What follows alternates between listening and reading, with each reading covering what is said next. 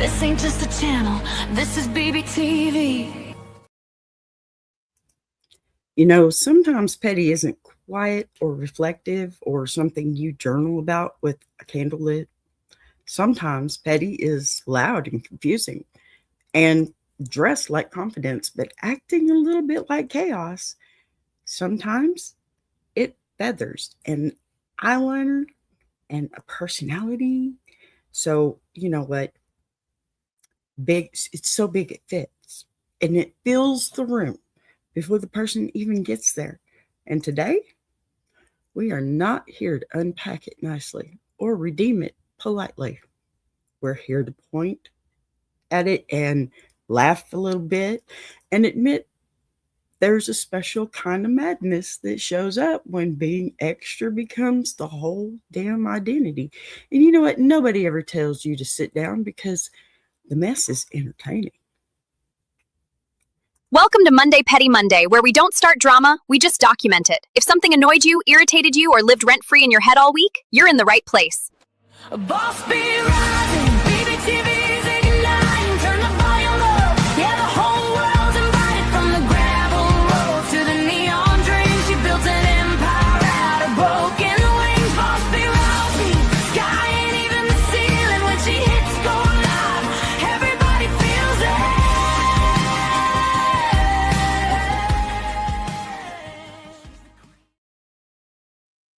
All right, y'all. Welcome to Ask a Bee and welcome to Monday Petty Monday, which is not here to heal you, okay? Guide you or gently hold your hand through self-improvement, because sometimes the most honest thing you can do is admit that life is absurd. People are contradictory, and chaos gets rewarded far more often than clarity does.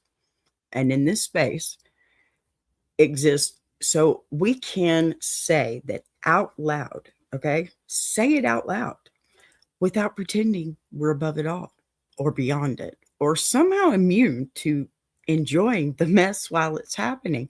Monday Petty Monday is where we stop acting like every story needs a moral and every personality needs to be redeemed, because some people are fascinating precisely because they never quite land anywhere clean.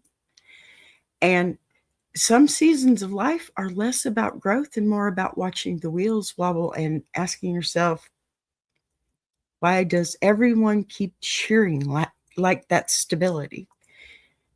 There's a particular flavor of petty that shows up when somebody realizes that being confusing keeps the spotlight warm, when contradiction becomes charisma, when unpredictability starts paying the bills, and suddenly nobody is interested in asking whether the person inside all that noise ever gets to clock out, because the spectacle is too entertaining to interrupt. And the thing is, we all participate in this. Pardon me. So even if we don't want to admit it, because we laugh, we quote, we retell the stories, we repeat the punchlines, and we tell ourselves we're appreciating individuality when really we're just enjoying the chaos from a safe distance. True. Facts. And we're also sitting there grateful that it's not our name being attached to the circus today. This show doesn't pretend that chaos is wisdom or that being loud equals being free, but it also refuses to shame the people who leaned into it, because sometimes the world rewards the mess faster than it rewards the truth. And you know what? Sometimes survival looks like exaggeration. It really does. Before it even looks like peace. Monday Petty Monday is about the uncomfortable middle. The space where you can acknowledge the absurdity without needing to fix it.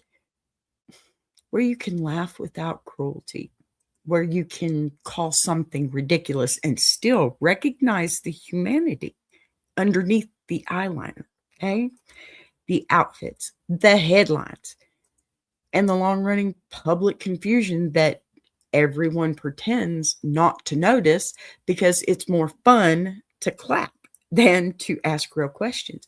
There's something deeply Southern about this kind of honesty, seriously, and about being able to say, bless your heart with a smile and still mean exactly what you're implying. About recognizing when someone has been allowed to carry on unchecked because nobody wanted to be the buzzkill. Yeah, who asked whether the chaos was sustainable or just profitable? That's a good question, right? And that's where this show lives. Right in that knowing glance, that half laugh moment where you realize you don't actually need to take a side to tell the truth. You just need to name what you're seeing without pretending it's something else, something different. Askaby has always been about witnessing, not fixing, about pattern recognition without intervention, sitting with the reality that some people never get quieter because the world never stops rewarding the noise. And some of us are still trying to figure that out, whether that's freedom or just a different kind of trap dressed up as self expression. That isn't a takedown, and it's not a tribute either, because, both of those are too clean for the kind of mess they're talking about today. So, clean narratives are usually written by people who weren't there for the fallout. Monday Petty Monday lets us enjoy the spectacle while still clocking the cost. Lets us laugh while we're keeping our eyes open. Lets us admit that sometimes the most honest response to chaos is not reflection or reverence, but a raised eyebrow. Or, my famous looking over the glasses, because that's me. But knowing a chuckle that says, whoo, instead of, oh my gosh, it's not a nervous thing. It's a relief. That's a lot. And I'm glad it's over there and not in my living room. If you're listening today and you feel that little spark of recognition, that sense of having watched something unravel in real time while everyone else called it iconic, you're exactly where you're supposed to be today, because this space isn't about judgment or absolution. It's about naming the uncomfortable truth that chaos can be entertaining, confusing, magnetic, and, well, exhausting all at once. Sometimes the pettiest thing that you can do is stop pretending otherwise. Seriously. What good is that going to do you to pretend? So, even the psychic moment that, that carries some kind of pattern, the initial dismissal, the skepticism, worn like armor, it's the subtle resistance to sincerity, followed not by surrender, but by a begrudging openness. I can't talk today. Y'all, this weather, I'm telling you, back and forth. So it's an openness that feels almost more honest because it wasn't eager or polished, just human enough to crack the shell for a second, because that's not someone being converted or humbled. That's someone allowing themselves to be momentarily unsettled without abandoning the persona that has kept them afloat for decades. And there's something oddly respectable about that, even if it's irritating. The mistake isn't in noticing the petty, it's in thinking the petty disqualifies the person or that it suddenly makes them unworthy of attention when the entire appeal was built on refusing to behave in ways that make others comfortable. You don't have to love everything about someone to stop pretending. You're surprised by who they are, and that's the pivot I really hear happening here. Okay. Pardon me. So what we do have here is a wonderful letter that well, I'm just gonna let it speak for itself because this is crazy right now. I've lost something in here and I don't know why, but here you go. Ready? I'm writing because I didn't expect my opinion to change as many times as it did, and it's bothering me more than I want to admit, because when Boy George first came onto the scene I was completely taken in by it, the look, the confidence, the refusal to fit neatly anywhere, and it felt exciting in that way things do when they shake up what everyone else is doing, but somewhere along the way that excitement started to turn into irritation, then eye-rolling, then a kind of second-hand embarrassment I couldn't quite explain, like the chaos stopped feeling rebellious and started feeling performative, like the point was no longer expression but provocation, and I remember thinking that he was trying too hard to be difficult just because he could. I drifted away without really meaning to, telling myself I had outgrown it, that it was all a little too much, too indulgent, too self-aware, and then years later I found myself watching him again on The Voice, and what surprised me wasn't that he was still dramatic or opinionated or unapologetic, but that he was also funny, sharp, oddly self-aware, and very clearly enjoying his own pettiness in a way that didn't feel mean so much as intentional, like he knew exactly how much chaos to bring into the room and exactly when to do it. I caught myself laughing when I expected to be annoyed, and that annoyed me even more, because it meant I wasn't done judging him the way I thought I was. What really sealed it, though, was watching that psychic reading with Tyler Perry, because I went into it assuming he'd scoff, dismiss it, play above it all, and for a while that's exactly what he did, challenging everything, deflecting, acting bored, almost daring the moment to impress him, and then slowly, almost against his own will, you could see something shift, not a big emotional breakthrough, not tears or confession, just a quiet recognition that maybe he didn't have all the answers and maybe he wasn't as untouchable as the persona suggested. That moment stuck with me because it was petty and human at the same time, watching someone resist sincerity out of habit and still end up believing just enough to be unsettled by it, and I realized that my frustration with him wasn't really about his chaos at all, it was about how easily he owned it, how unapologetic he was about being complicated, how comfortable he seemed taking up space without asking for permission, even when that space felt messy or excessive. I don't know if I like him the way I did at the beginning, and I don't know if I ever fully stopped liking him either, but I do know that my judgment keeps circling back to curiosity, and I can't tell if that makes me fair-minded or just entertained by the very thing I claim to be tired of. Signed, Revolving Perspective. Okay, let's get back to this. I'm sorry, you'll have to forgive me. Mondays are hard on me, and I'm really actually questioning why I'm doing a show on Monday because I worked so hard on Sunday, and I've lost part of my intro for this, what I wanted to talk about before the letter. But now you've had the letter. Forgive me for jumping ahead of myself. I'm just a little on the tired side. Anyway,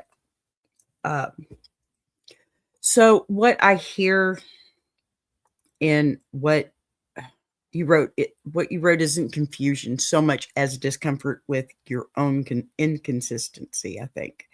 And that's the part worth sitting with, because there's a difference between evolving your perspective and drifting in and out of admiration based on how entertaining someone happens to be in a given season. And when it comes to personalities built on excess, contradiction, and spectacle, you really don't get to be a fair weather fan without feeling that friction eventually. Some people are not designed to be consumed in phases, like when they're convenient, and quietly shelved when they become exhausting, because the very thing that makes them compelling is the same thing that makes them difficult to tolerate over time. And pretending otherwise is just another way of asking chaos to behave. And you know then that doesn't work. So when someone builds their entire presence around being unpredictable and challenging and unapologetically extra, you don't get to selectively approve of that without participating in the same contradiction that you're critiquing, right? Because the chaos doesn't turn on and off for your comfort, it just changes outfits. That's where the petty lives. Not in judging the behavior itself, but in wanting the spectacle without the commitment, the boldness without the inconvenience, the personality without the personality. And that tension, it shows up the moment you realize you're laughing again at something you swore you were done with. The truth is, some figures invite this kind of on again, off again relationship because they never offer a stable version of themselves to latch onto. And that instability, it becomes part of the transaction. That's rough. Whether anyone wants to admit or not, that's it. That's exactly what it turns into. So when you say you liked him, then you didn't. You really didn't. Then you did again. What you're really describing is refusal to flatten someone who has never been interested in being flat. And yes, there are petty moments, plenty of them, moments that feel intentionally difficult, moments that read like resistance for resistance's sake, moments like the persona seems to step forward just to dare the room to deal with it. But that's not a flaw that suddenly appeared later. That was always part of the architecture, part of the deal. And the attention stuck in the first place. That's why. Watching on a platform like The Voice, and I just realized I have not even said the name yet. We are talking about Boy George today. Forgive me. But The Voice didn't soften that chaos, though. It reframed it, gave it boundaries and timing, and a wink that said, I know exactly what I'm doing here. And that awareness, it changes how the pettiness lands because intentional chaos hits differently than conscious mess, right? So I'm going to go ahead and get into this story because we are talking about none other than Boy George. We know there's been some petty stuff back there. We know this, okay? Let's not mess that one up. Hold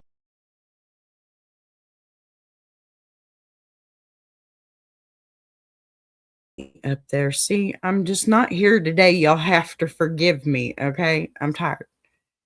So, Boy George, there's something about the way chaos ages in public that makes it feel louder over time instead of quieter. Because when someone starts out as disruptive and new, the world calls it innovation, okay? But when they keep going without sanding down the edges, it suddenly gets renamed as excess, ego, refusal to grow, even though nothing fundamental changed. It never actually changed, except the audience's tolerance. Watching someone like Boy George move through decades of visibility is like watching a person refuse to retire a character that the world keeps asking for on one hand and criticizing on the other. Yeah, I'm sorry. My dogs are being distractions today, and it's really starting to get on my nerves here. I'm sorry. This is just not a day for me, apparently. I'm tired. I work 3 jobs, y'all. And yes, my YouTube is one of them. So, contradiction alone is enough to make people restless because we love spectacle until it reminds us that it never promised us comfort. Early on, the chaos, it felt charming because it was framed as rebellion, because it disrupted norms that deserved to be disrupted. Also, because it made people uncomfortable in ways that felt useful.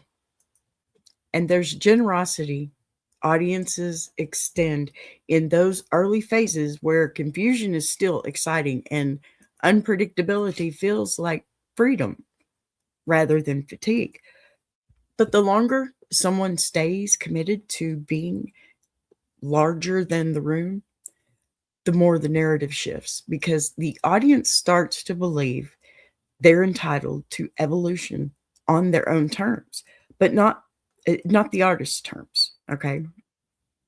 And suddenly, the same behavior that once felt brave gets labeled indulgent, childish, stubborn, simply because it didn't arrive on a timeline that felt, I guess, satisfying to watch, I guess. But that's where the petty really starts to simmer. Not in the outfits, not the commentary, deliberate provocation, but in the collective impatience that builds when a person refuses to shrink themselves into something easier to consume, easier to summarize, easier to defend at dinner parties. Boy George has always carried a kind of theatrical defiance that dares the room to decide whether it's witnessing authenticity or performance. And the answer has always been inconveniently both, which frustrates people who want clean categories, moral clarity, where there was never any intention to provide them. The pettiness shows up when the audience decides they want the early magic without the long term mess, when they want the rebellion frozen in amber, stripped of its complications, cleaned up just enough to feel nostalgic without being challenging. And that's an impossible request to place on someone whose entire presence was built on refusing to behave in ways that made sense to anyone else. So over time, that refusal stops reading as defiance and starts reading as difficulty, not because the person changed, but because the culture around them did. And suddenly, the same traits get reframed as liabilities instead of assets, as if, the rules were ever mutually agreed upon in the first place. And they weren't. I mean, that's plain to see. They certainly weren't. Okay. So, watching this unfold, it feels chaotic, but because it exposes how transactional admiration really is, how quickly affection turns conditional once the entertainment value starts asking more of the audience than applause, and how petty it feels to keep showing up, you know, with the same intensity in a world that keeps asking you to tone it down while still profiting off your refusal to do so. There's also something deeply uncomfortable about watching someone age without apologizing for a space. And it's their space that they take up. But because it reminds people that self-expression doesn't automatically soften with maturity. And that's not every arc bends towards restraint or minimalism or even quiet wisdom. No matter how badly we want that narrative to be universal, Boy George never really pivoted towards being digestible and instead leaned into being unmistakable, which reads as arrogance to some. and integrity to others, depending entirely on how much chaos your personality is willing to take and tolerate before you decide it's too much work to keep paying attention, you know. That tension is what makes the story endlessly watchable and endlessly irritating, because there's no resolution on offer, no moment where the character steps aside and lets a simpler version take over, no satisfying turn where the mess gets redeemed into something clean enough to celebrate without caveats. The best, or the petty moment, I guess, that stack up the most precisely because they're predictable in spirit but unpredictable in form, and the audience, it keeps coming back anyway, oscillating between delight and exhaustion because there's a strange comfort in knowing exactly what kind of chaos you're going to get, even if you don't know what it will look like at that time, you know. And sorry, maybe that's the part people struggle to admit. I think that's the irritation is tangled up with familiarity, that the eye rolling exists alongside a kind of grudging respect for someone who would never pretend to be anything other than what they were, even when the consequences shifted and the tolerance narrowed.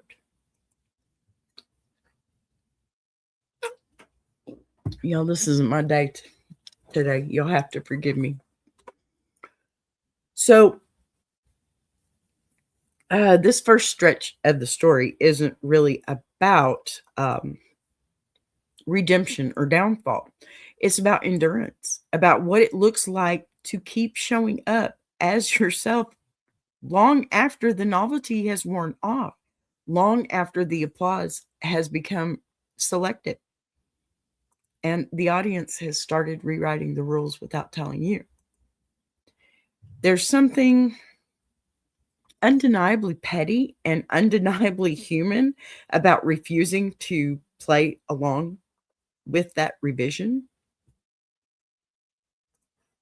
Pardon me.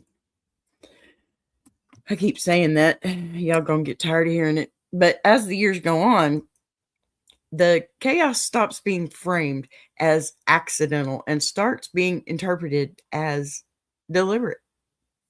And that shift alone changes how people respond, because intentional mess makes observers feel manipulated instead of surprised, even when they still watch, or they're still watching just as closely as they always have.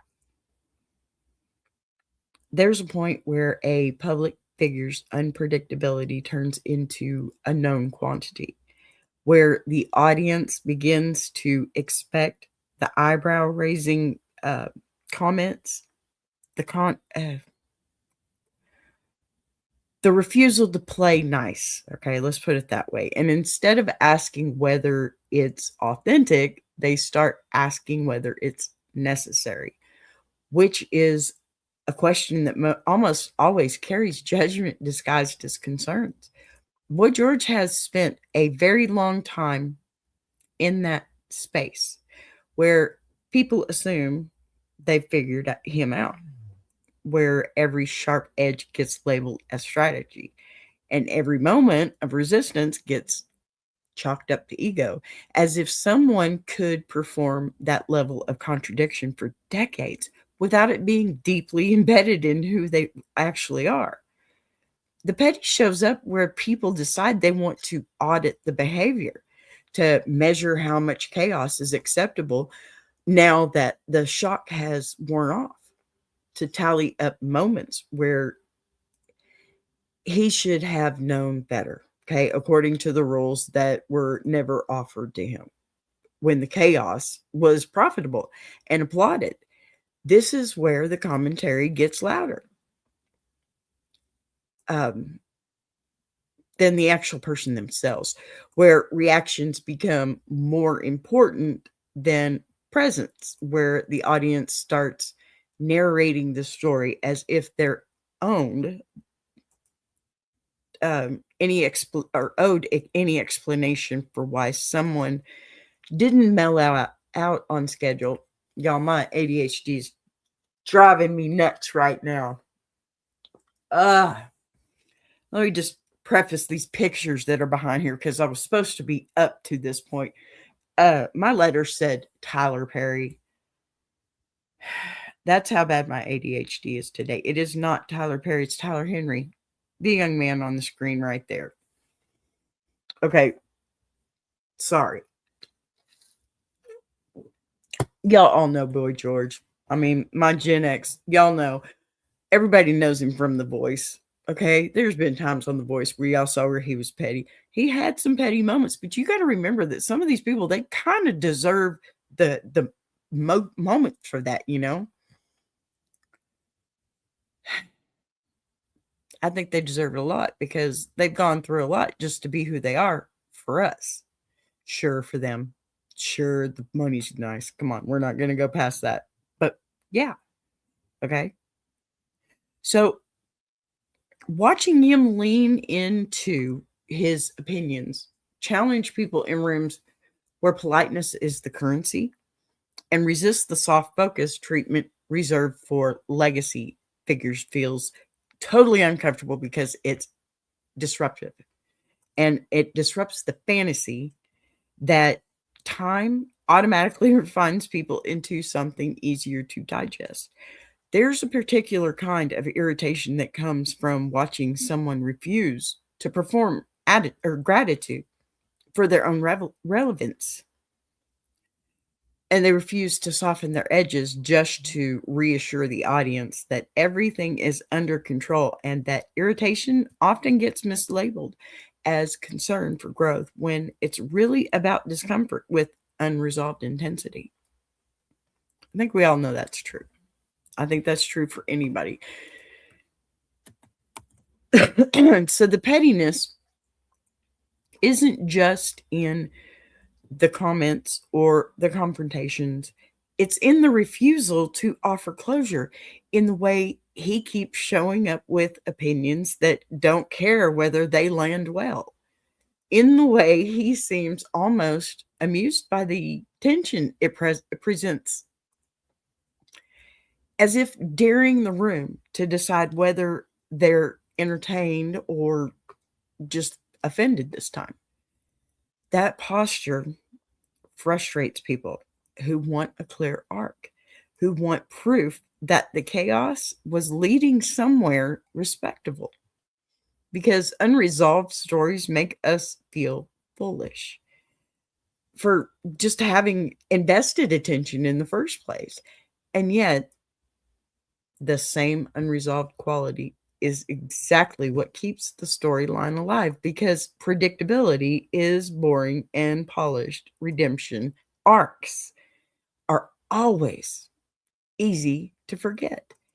So while messy endurance keeps inviting reaction, debate, and judgment long after quieter peers have faded into polite obscurity, Boy George's refusal to become palatable on cue, it exposes how much of public affection is conditional, how quickly admiration turns transactional when it starts to ask for restraint in exchange for continued relevance, and how petty it feels to watch someone ignore those terms entirely.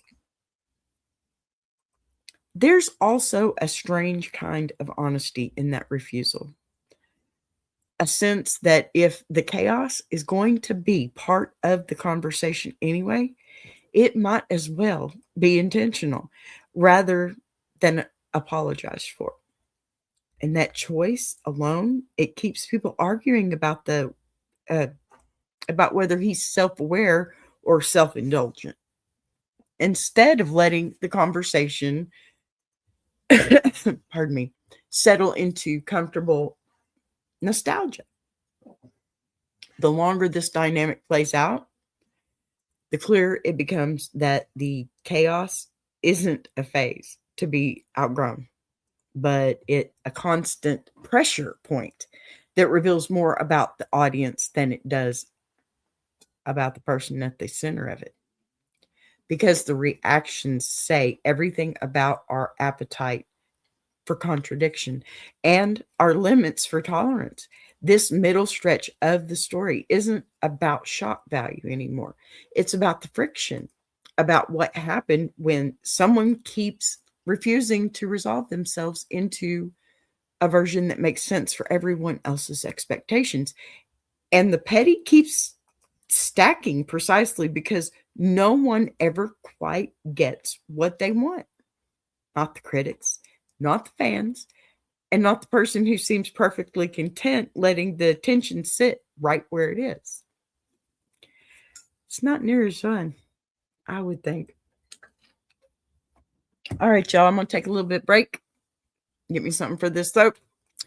I want y'all to listen to this really cool song. And just know I love each and every one of you that's here. We got like 50 billion in here right now, huh? Watch this.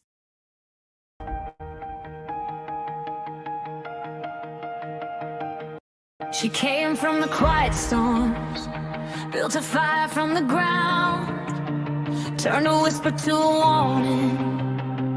Now her voice shakes the town. Every setback was a lesson. Every doubt became a key, unlocking something bigger. That's the rise of Boss B. When the lights go low, her vision hits high. She built a whole damn network off a promise and a try. Every sunrise, every moment, she's stacking legacy. This ain't just a channel, this is BBTV. Boss B rising, BBTV's igniting. Turn the volume up, yeah, the whole world's invited. From the gravel road to the neon dream, she built an empire out of broken wings. Boss B rising, I ain't even the ceiling. When she hits go live, everybody feels it.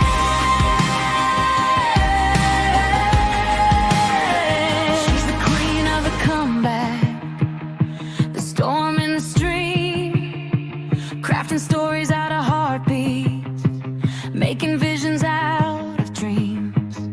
Got thunder in the hustle, got a voice that cuts clean. Every mic she touches turns the power unseen. So let brothers spin the numbers, let the views rise slow or fast. Boss B doesn't measure wins by echoes of the past. This moment is a pivot, this season's history. Bow down to the founder of the BBTV dynasty. Boss B rising, BBTV's igniting. Turn the volume up, yeah, the whole world's invited. From the gravel roads to the neon dream, she built an empire out of broken wings. Boss B rising, sky ain't even the ceiling. When she hits go live, everybody feels it.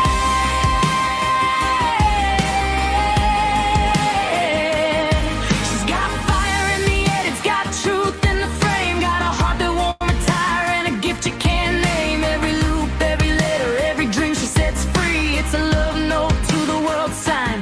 Boss B. And the world keeps watching as the numbers climb, but she's counting all the moments, not the dollar signs. From the late night grind to the daylight scene, she's building something bigger than the algorithm's dream. Boss B rising, BBTV shining. Her story's rewriting, a legacy in real time. Boss B rising, BBTV's igniting. Turn the volume up, yeah, the whole world's invited. From the gravel roads to the neon dream, she built an empire out of broken wings. Boss B rising, sky ain't even the ceiling. When she hits go live, everybody feels it.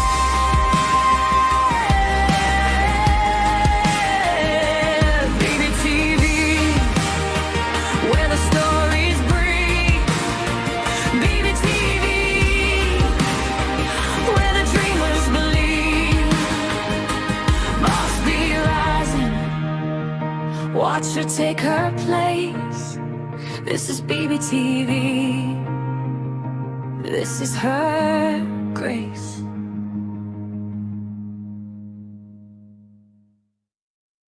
Join Boss B for Ask a Bee Monday through Friday, 12 noon Central Standard Time and Jukebox Journey every Saturday, 8 p.m. Central Standard Time.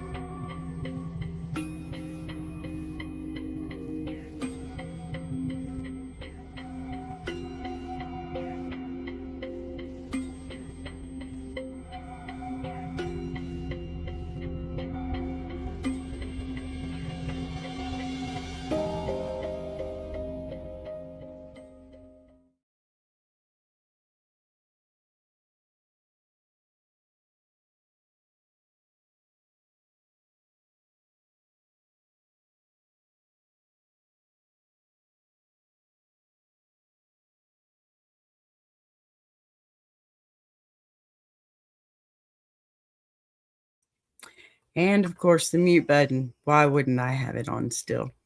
So there's a point. This is the third time I've started this. I'm an idiot today. There's a point in long-running public chaos where resistance stops being reactive and starts becoming almost playful, where the person at the center seems fully aware of the role they're expected to play and decides to exaggerate it just enough to make everyone uncomfortable again. And that's when the petty shifts from defensive to performative without ever becoming fake. By this stage, Boy George isn't pushing back because he's misunderstood. He's pushing back simply because misunderstanding has become part of the ecosystem. And instead of correcting it, he toys with it, knowing full well that clarity would actually collapse the tension that keeps people watching. This is where people start accusing him of enjoying the chaos too much. And if enjoyment somehow disqualifies authenticity, as if surviving decades of scrutiny without humor would be the more respectable option, and that accusation reveals more about our expectations than it does about his behavior. The petty moments, they feel sharper because they're no longer surprising. They're anticipated. And anticipation turns irritation into a choice rather than a reaction. Because at this point, everyone knows what room they're walking into and still decides to sit down anyway. Watching him needle interviews, challenge assumptions, and refuse the polite elder statement posture feels like a deliberate rejection of the narrative arc. We like to impose on people who've been famous long enough. The idea that age should come with restraint, humility, and a softening of the self, as if intensity were something to be cured rather than lived with. There's something almost mischievous in the way that he resists being simplified, in how he seems to understand that once you let the world define you as settled, reflective, and safe, the conversation ends, and ending the conversation has never been the goal. The petty here isn't about cruelty or recklessness. It's about refusal to become background noise in his own story, refusal to let comfort replace curiosity, refusal to offer easy sound bites that would allow people to stop paying attention without guilt. This phase exposes how deeply we rely on public figures to reassure us that everything eventually makes sense, that growth looks the same for everyone. That time, it smooths out all contradictions if you just wait long enough. And when someone refuses to perform, that reassurance is felt almost like a personal affront, to tell you the truth.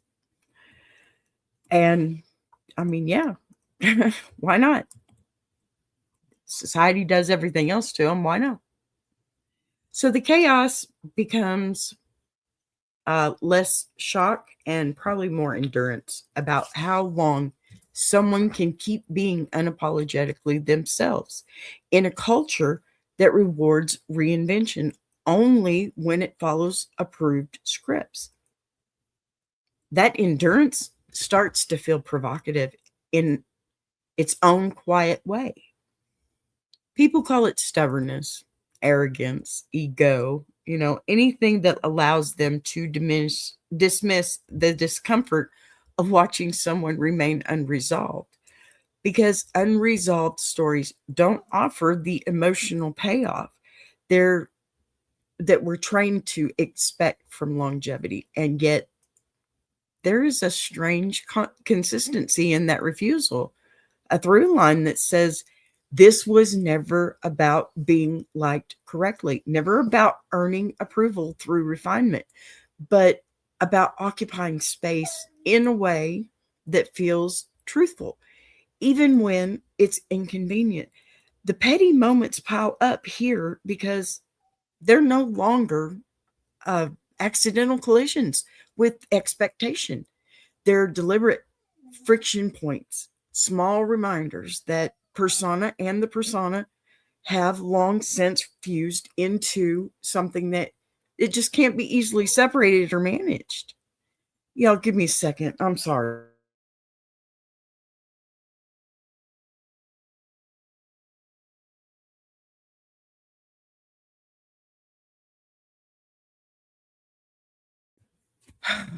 Dogs don't help. They really don't. Ooh, oh, Patty friend. I love you, honey. Thank you. I'm so sorry I'm such a scramble today. Go lay down right now and be quiet. Go. I'm going to soak you. I have weapon. It's full. Full bottle of water for that mess. So that fusion, it unsettles people because it removes the safety net of thinking the chaos is just a phase, just an act, just something that will eventually be replaced by wisdom. We recognize and respect. Instead, we're left watching someone who seems, I don't know, comfortable being both insightful and irritating, both sharp and unserious, both deeply experienced and utterly unwilling to perform reverence for that. Yes, you knew I was talking to him. Cats really hate water, right? But man, this dog, he hates it even more. He loves a bath. He loves taking a bath. He hates the other stuff. Wow. Yeah. I'm sorry. I'm a mess today. My brain is not here. Just not here. Thank you, Patty friend, so much. Hi, Big Jack. Okay, so this stretch of the story, it kind of makes it clear that the petty isn't a deviation from the path. It is the path. Okay, a long winding commitment to staying present in your contradictions rather than editing them for audience approval. And that choice, it forces everyone watching to confront their own appetite for chaos versus their tolerance for discomfort.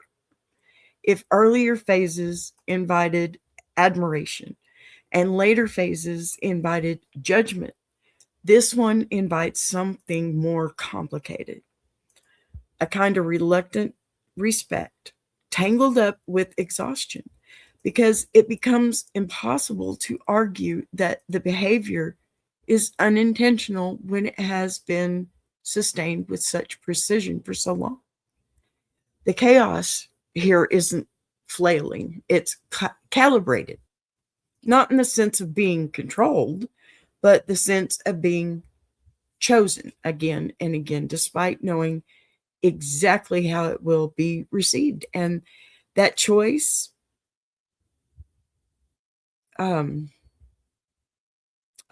it carries a certain weight. It really does.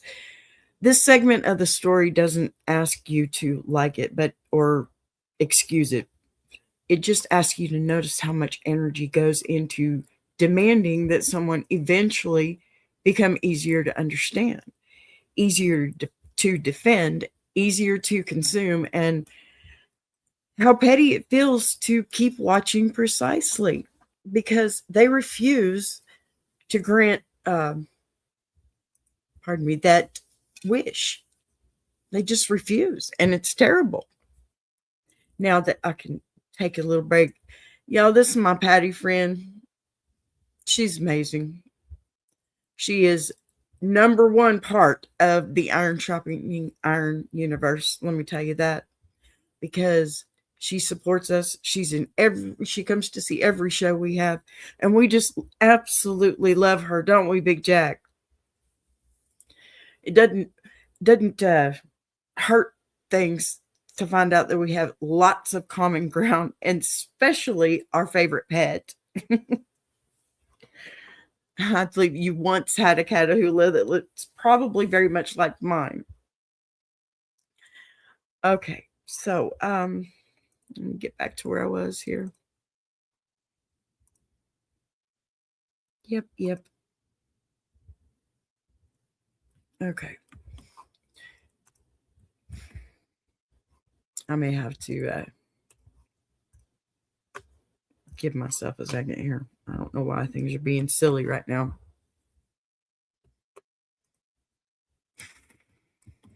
It's because my head's not on today. Yes, Patty is the bestest. See, that's exactly true.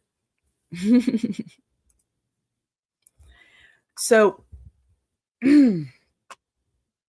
what makes this phase so compelling and so divisive is that it leaves no room for casual engagement, no neutral stance, where you can enjoy the performance without grappling with your own expectations. Because by now you either accept the chaos as integral or you resent it for refusing to transform into something easier to admire.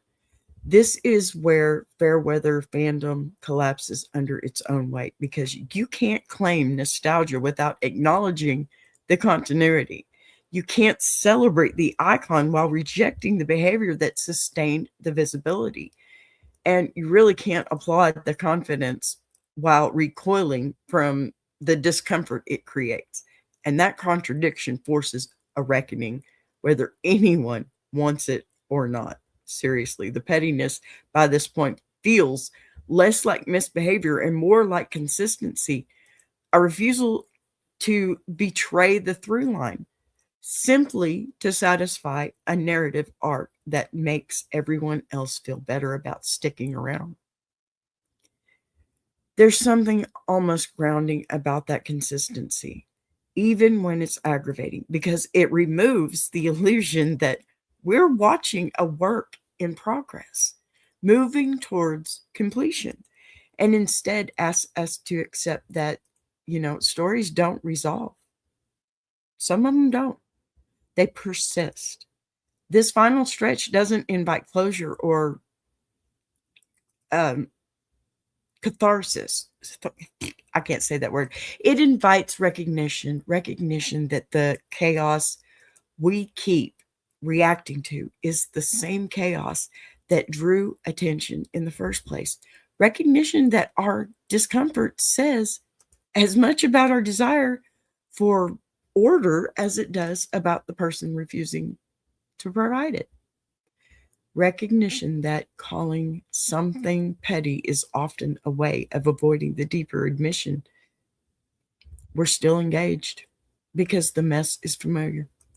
By the time you reach the end of this segment, the question is no longer whether the chaos should have been handled differently, but whether our need for it to behave differently has ever been fair. Because expecting someone to outgrow the very thing that made them visible and just is just another form of consumption disguised as critique. This part of the story doesn't soften the edges or tidy the contradictions. It lets them stand exactly where they are, daring the audience to either take them as they come or finally walk away without pretending moral superiority, because lingering judgment is its own kind of participation. Maybe that's the most petty truth of all, that we keep showing up not because we're waiting for something to change, but because there's a strange comfort in watching someone remain exactly as unresolved as they've always been, refusing to give us the ending that we think we deserve. I don't think it works that way. I really don't. It shouldn't. I think these people, we got to remember they were human. They're all human, just like us. That's why I use artists as examples, because I think it's important to set those feelings into something that you can relate to. And if an artist has, had their moment in being petty, or maybe not so petty, or maybe somebody thinks they're petty and they're really not, kind of like, sorry, forgive me, but yes, kind of like our letter writer today, because I feel like it's petty to be a fair weathered fan. You can't like somebody only for a moment. You may not like their newer stuff. Okay, let me make you an example here. Metallica, okay? Y'all know I'm going to go back to it. Metallica. Their old stuff is amazing. Their second season, basically, pretty good. But all their new stuff just gives me a headache. Yeah. And it's not about the loud music. It's not about the metal music, heavy rock music. It's because I feel like they kind of just got lazy. And some artists do. That's the harder part for me. I can't stand it when an artist gets lazy or tries to be something else. Sure, they don't have to be the long-haired 80s hippie rock band, right? No, you don't have to be that. But don't deviate so much from that in your music. I don't think the music is Metallica anymore, to put it bluntly. It's just not. So, okay, I've got my hour out, and y'all know I love you. Patty friend, you're the best. I there's just no other way to say it. You are awesome. You're the best. I love you, girl. Thank you for being here for me. You too, Big Jack. I appreciate you. So before we leave this here, I want to be clear about something that matters, because naming chaos doesn't mean withholding affection, and calling out pettiness, it doesn't cancel appreciation. It just tells the truth more honestly. So there's room to laugh at the mess and still love the person. Thank you, Big Jack.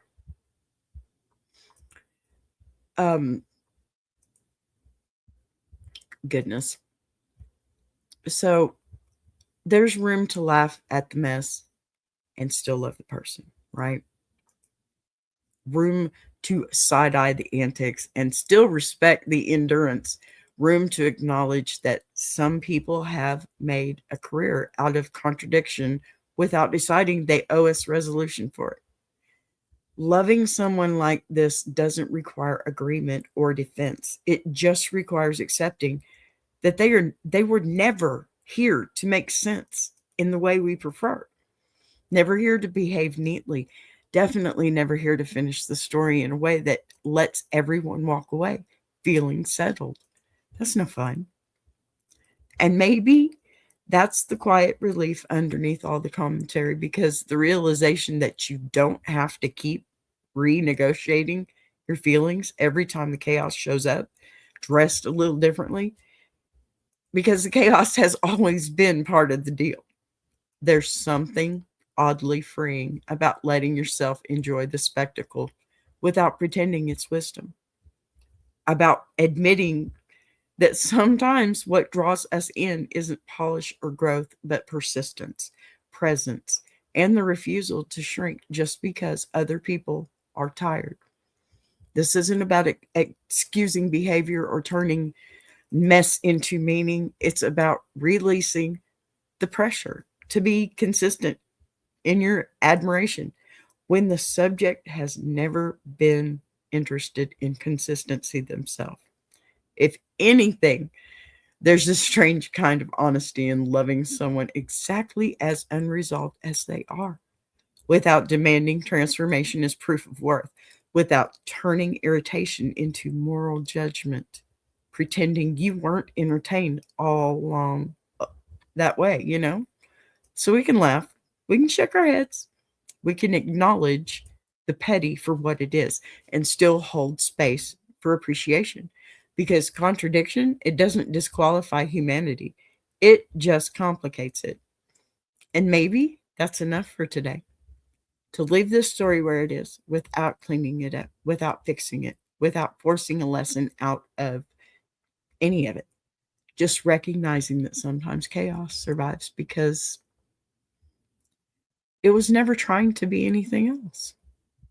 All right, y'all. That's it for me. I love you. Watch these little promos I got going for you, too. Don't forget those. Y'all go see my friends, Tuber Chat. They've been amazing help for me this past couple of weeks, and I'd really like for you to get over there. Thanks, guys. Bye-bye. Before we roll on, I want to take a second to shout out Tuber Chat, because once again they showed up and held space the way real community does. This channel isn't about noise or numbers chasing. It's about consistency, respect, and actually supporting creators without strings attached. That matters more than people realize. If you're looking for a place that lifts voices instead of talking over them, Tuber Chat is that lane. I appreciate the time, the encouragement, and the steady presence more than I can properly wrap into words. So much love to the Tuber Chat crew for doing what you do and doing it the right way.